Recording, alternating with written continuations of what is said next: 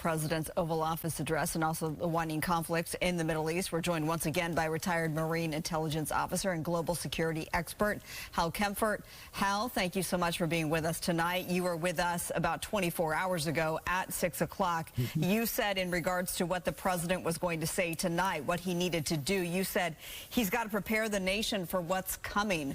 What do you make of his remarks tonight, and did he do that?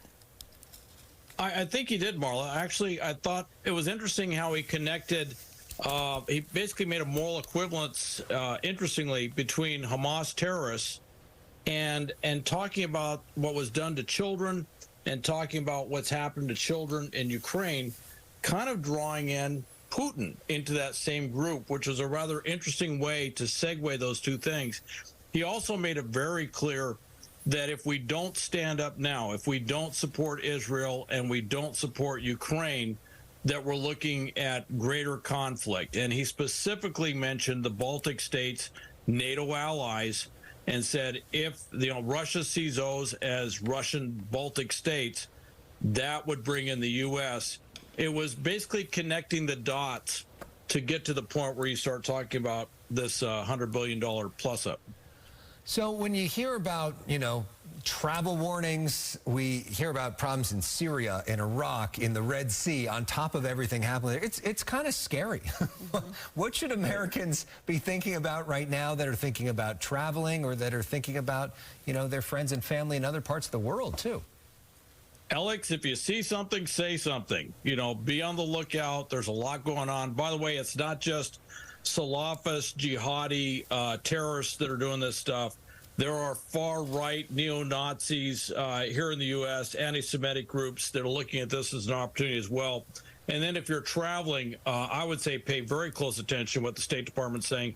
It's not only a general advisory. There's very specific advisories for places like Lebanon, basically saying don't go because of what's happening there. And as someone, this is close to me. You talk about an attack on a base in Iraq. That was where I was based in Iraq. You talk about, the Bab el-Mandeb Strait in Yemen. That's where I was just 2 months ago talking about maritime security with one of our allies.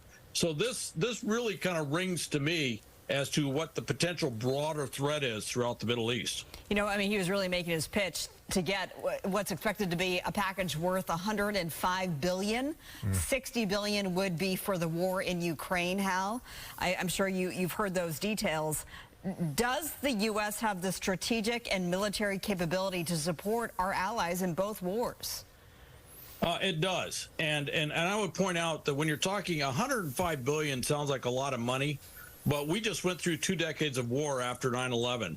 And we were talking trillions of dollars that were spent when U.S. boots are on the ground. The cost of war when we're directly involved is truly exponential compared to what this is costing. And he's not going to turn around and say, look, this is a bargain. But when you have allies, certainly like Israel and Ukraine, fighting fiercely for their interests, backing them is actually a much more cost-effective option than to not do that and let this thing get worse and worse till eventually we get drawn in. So that's basically, we have the funds to do it, and it's far more cost-effective and prudent and a lot safer to do it now than to wait. That being said, I'm sure there's a lot of viewers that see conditions on the streets of Southern California and wish that it was so easy to get money to fix some of that relatively quickly as well. It seems like they're able to get the money real fast when they need to on some of these issues.